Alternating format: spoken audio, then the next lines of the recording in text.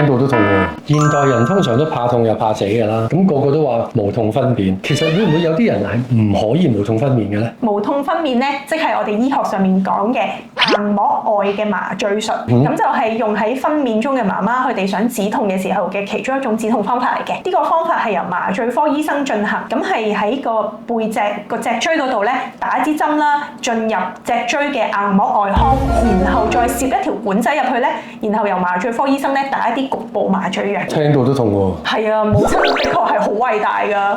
咁至於你話係咪每個人都打得咧？咁啊因人而異嘅，咁都要睇翻主診婦產科醫生同埋麻醉科醫生嘅專業意見。咁有啲咩人唔打得無痛分娩咧？包括本身嗰位孕婦佢嘅血小板過低啦，或者佢容易啲流血，係食緊一啲抗凝血嘅藥物啦。另外咧喺胎兒嗰方面咧，如果 BB 係有一個胎兒困迫嘅情況，即係佢嘅心跳唔係太好啦，有機會可能要進行緊急開刀咧，咁呢個時候我哋都唔建議孕婦打無痛分娩嘅。